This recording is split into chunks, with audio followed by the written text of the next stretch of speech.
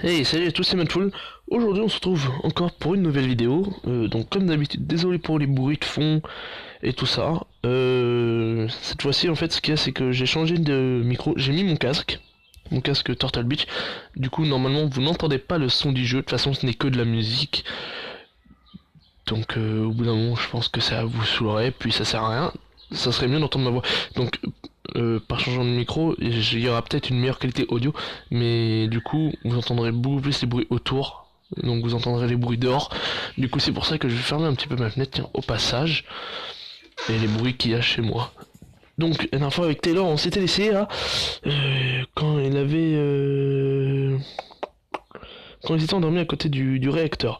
Donc, alors, reviens de ça, je ne suis pas mort. Je n'ai pas muté à cause des rayonnements toxiques, même pas une oreille qui me pousse sur le front ou quoi que ce soit.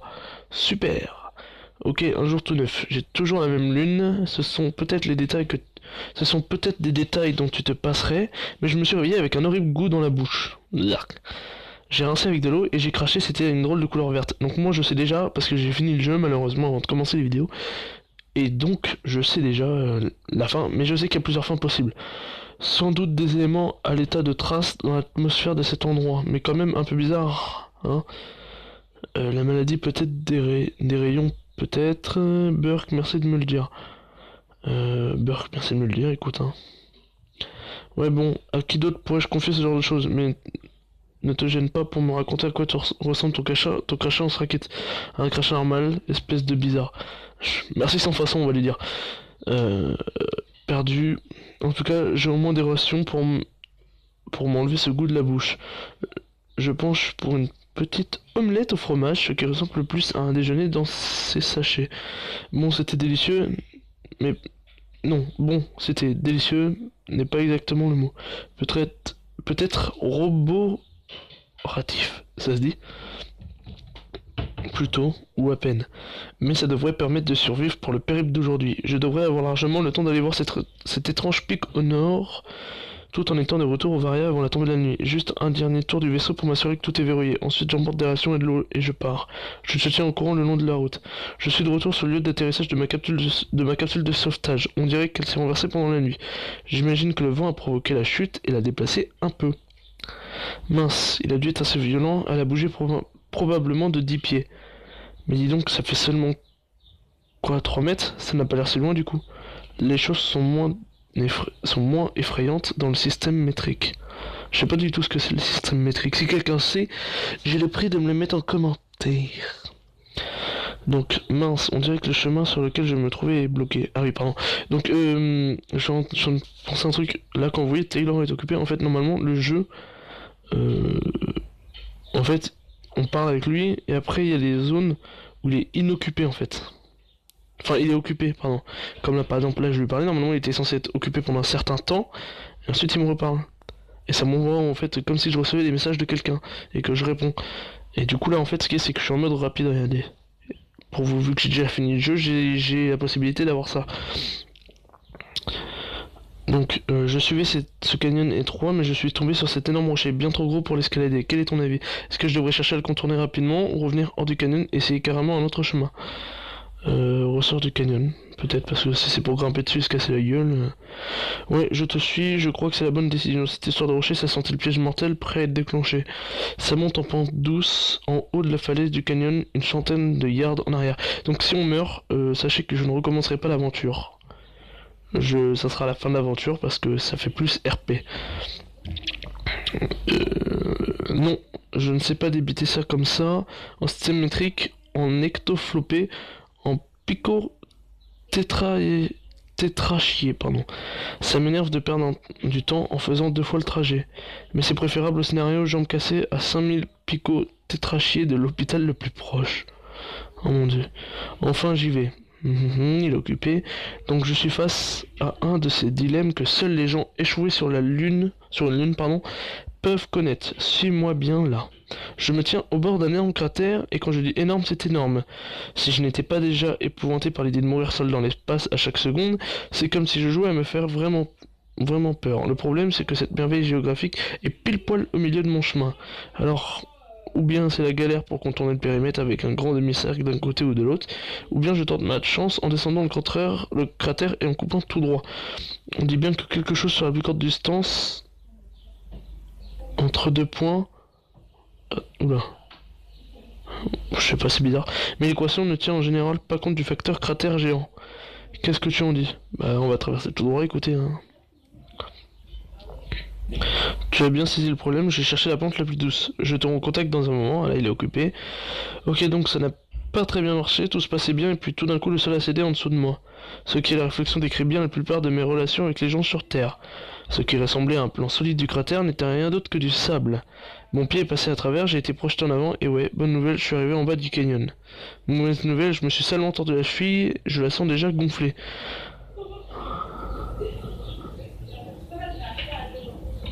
Bonne nouvelle, s'il y a des aliens qui regardent, je suis sûr d'arriver en finale dans l'émission des vidéos les plus comiques de la Lune. Désolé. Donc il avait l'épaule déjà qui avait très mal, et là maintenant il a mal à la cheville. Mauvaise nouvelle, tout le temps que j'avais gagné en partant en ligne droite, je l'ai perdu en me blessant. Alors pour ceux qui font les comptes au bercail, désolé pour les bruits de fond, ça fait 1, une épaule amochée, une cheville pétée. Donc ou bien je continue en avant vers l'autre côté du cratère, ou bien je reviens en arrière et maintenant... Et ensuite je fais le tour. Bah non, continue à avancer mon pote. Hein. T'es descendu en bas, tu remontes pas. Hein. C'est la seule action logique vraiment. Ça ne serait dû une longue litanie de jurons à propos de ma cheville. Je vais interrompre la communication et t'épargner ça si ça ne change rien pour toi. Si quoi que ce soit d'extraordinaire se produit, je te le dirai promis. En bon sang, tu ne le croiras jamais. Je suis toujours coincé dans le cratère lunaire et j'ai toujours mal à la cheville. Désolé, c'est juste que je commençais à devenir cinglé à ne pouvoir parler comme moi-même. Soit on fait les bâtards et on dit excuse-moi, pas le temps de discuter, soit on est gentil et on dit pas de soucis, veux-tu parler? Allez, vas-y, je vais faire mon bâtard. Excuse-moi, pas le temps de discuter. Sympa, je comprends tout à fait. Enfin, la paroi opposée étant vue, je vais me retrousser les manches, serrer les dents et monter en clopinant. Je t'envoie un message dans un mois. Putain, on est méchant. Eh bien, ça n'a finalement pas pris aussi longtemps de traverser le fond du cratère que je le pensais.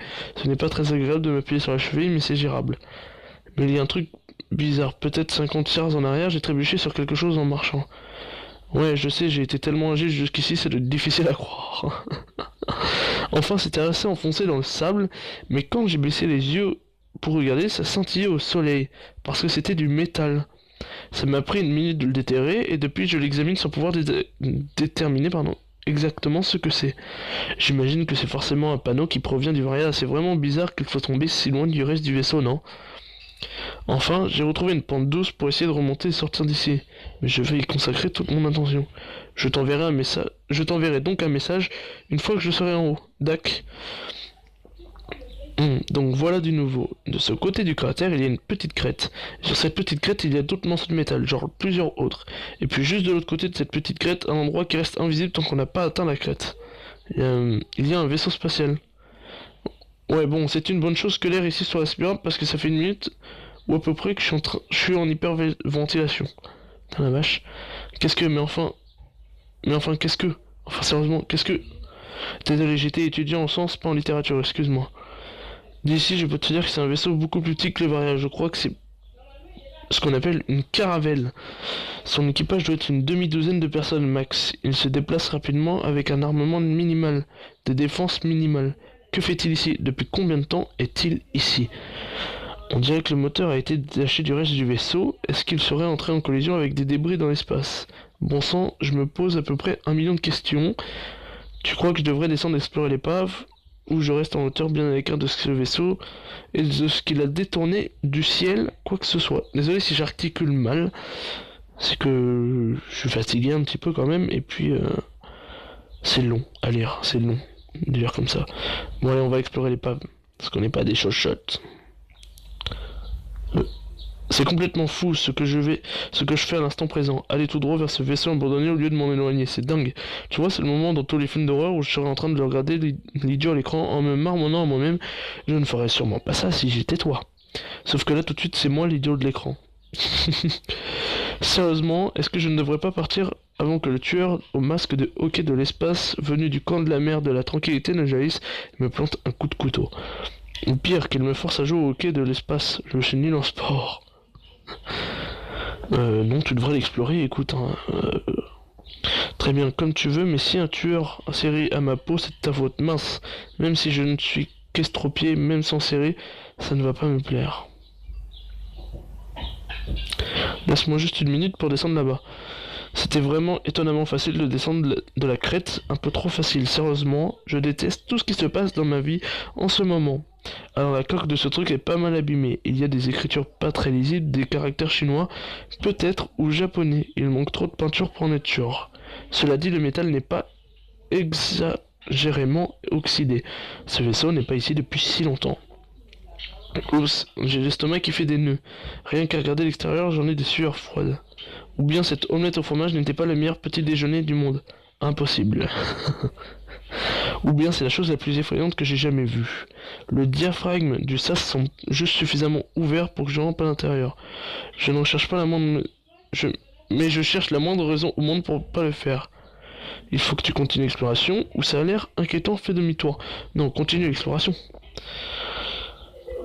Ok, on respire fort, je passe sur la lumière du casque de la combinaison parce qu'il fait un noir d'encre dans ce vaisseau.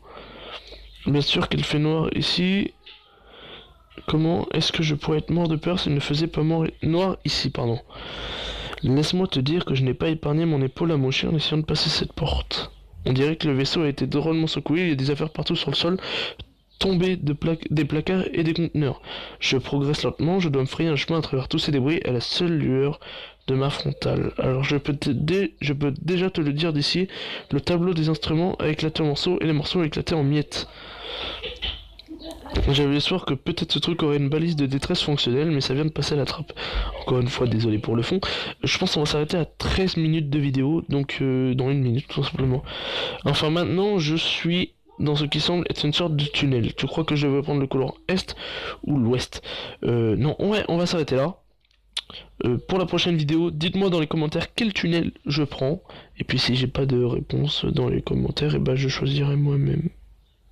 Enfin bref, donc laisse un commentaire positif ou négatif, peu importe. À toi de choisir. Laisse un j'aime, et puis voilà, écoute, à la prochaine vidéo.